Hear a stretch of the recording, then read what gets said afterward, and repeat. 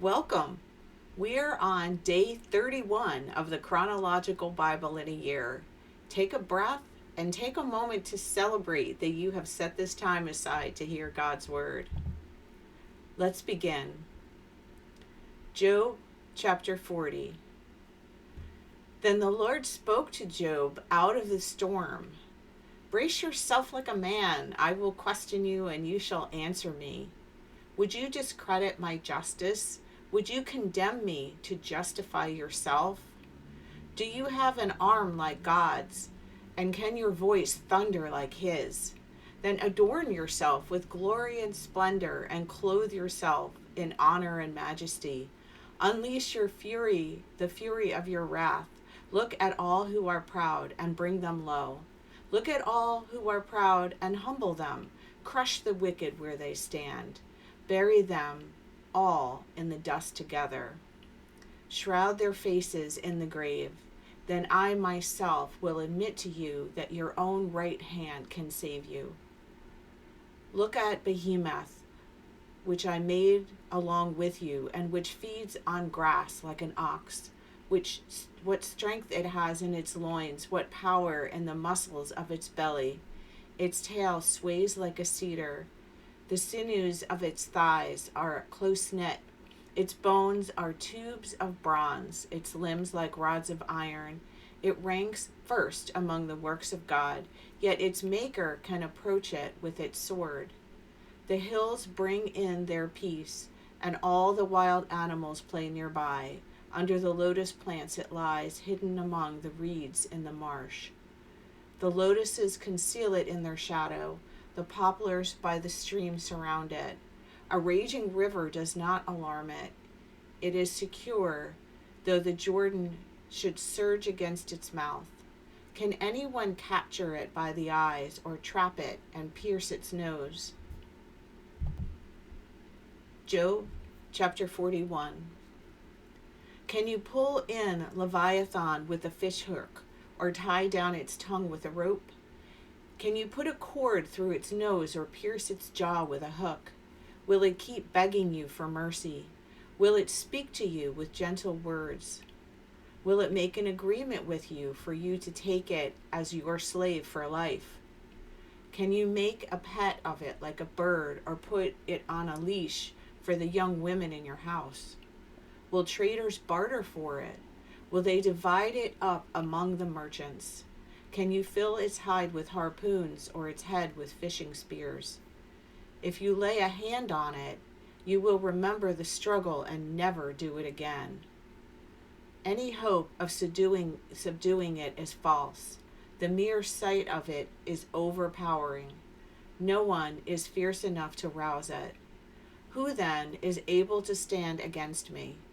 Who has a claim against me that I must pay? Everything under heaven belongs to me. I will not fail to speak of Leviathan's limbs, its strength, and its graceful form. Who can strip off its outer coat? Who can penetrate its double coat of armor? Who dares open the doors of its mouth, ringed about with fearsome teeth? Its back has rows of shields tightly sealed together. Each is so close to the next that no air can pass between them. They are joined fast to one another. They cling together and cannot be parted. Its snorting throws out flashes of light. Its eyes are like the rays of dawn. Flames stream from its mouth. Sparks of fire shoot out. Smoke pours from its nostrils as from a boiling pot over burning reeds. Its breath sets coals ablaze, and flames dart from its mouth. Strength resides in its neck. Dismay goes before it. The folds of its flesh are tightly joined. They are firm and immovable. Its chest is hard as rock, hard as a lower millstone. When it rises up, the mighty are terrified. They retreat before its thrashing. The sword that reaches it has no effect, nor does the spear or the dart or the javelin. Iron it treats like straw, and bronze like rotten wood. Arrows do not make it flee. Sling stones are like chaff to it. A club seems to it but a piece of straw. It laughs at the rattling of the lance.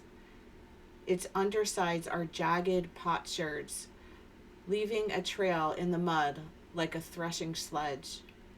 It makes the depths churn like a boiling cauldron and stirs up the sea like a pot of ointment. It leaves a glistening wake behind it. One would think the deep had white hair. Nothing on earth is its equal. A creature without fear, it looks down on all that are haughty. It is king over all that are proud.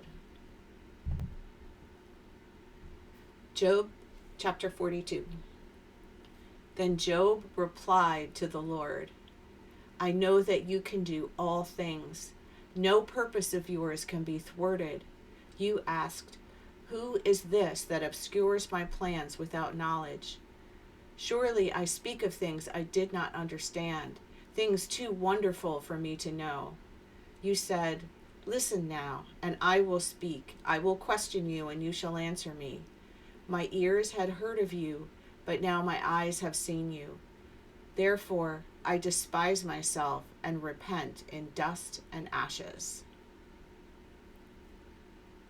After the Lord had said these things to Job, he said to Eliphaz the Temanite, I am angry with you and your 2 friends, because you have not spoken the truth about me, as my servant Job has.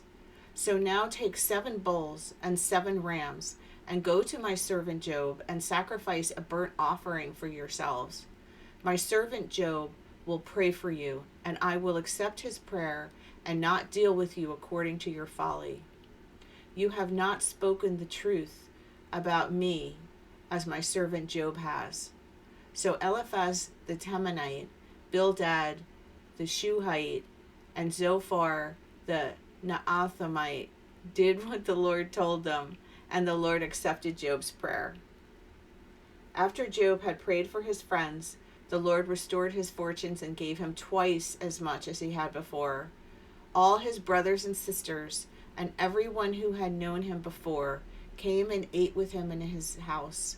They comforted and consoled him over all the trouble the Lord had brought on him, and each one gave him a piece of silver and a gold ring.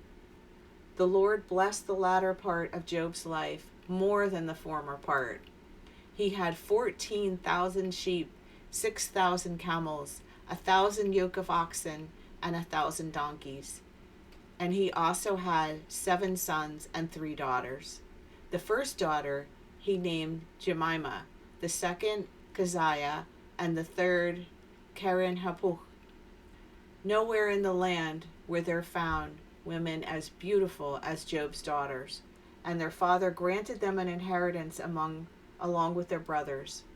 After this, Job lived 140 years. He saw his children and their children to the 4th generation. So Job died, an old man and full of years. Thank you for listening. I pray that the seed of God's word will be planted in your heart and will continue to grow.